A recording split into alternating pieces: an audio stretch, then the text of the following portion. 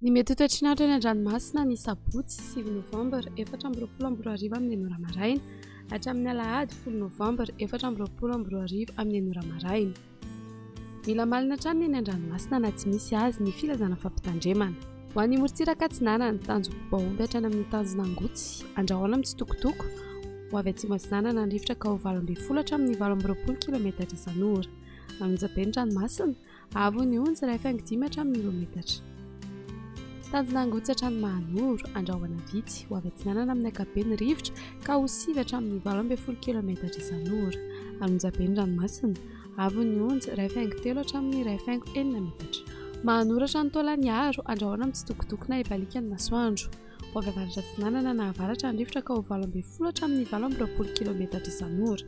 Anonjabe ny ranomasina avy ny onjy andidina ny rehefa 5 metatra hatratra 2 metatra ny any amin'ny tapany atsimo.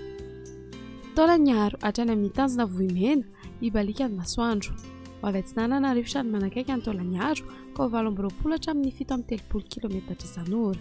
Ho avy atsimony any Ankafa ka ho 12 hatramin'ny 20 km isan'ora.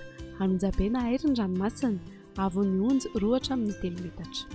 Ho an'ny morontsiraka Andrefana tanjona Vohimena hatrany amin'ny tanjona Gabo ho maina amin'ny ankapobeny ho avy atsimony rivotra ka ho 20 hatramin'ny 17 km isan'ora.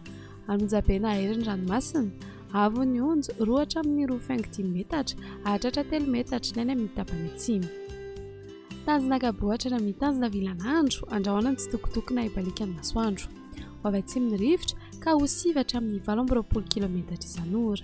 Hatratra 17 km isan'ora indraindray rehefa manalavitra ny morontsiraka. Adiny mpanonja na anonjabe ny ranomasina Ahery indraindray avy ny onjy 8.5 hatramin'ny 2 metatra.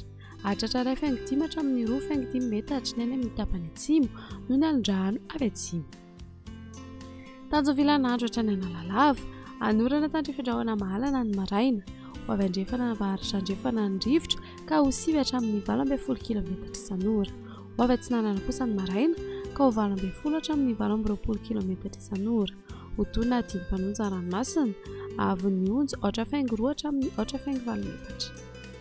Analalava hatrany amin'ny tanjona Bobaomby anorana tandrifin-drahona vitsy ny maraina iovaova fitsoka ny rivotra ka ho 9 hatramin'ny 12 km isan'ora. Ho toy na adiny mpanonja ranomasina avy ny onjy 8.2 hatramin'ny 2 metatra.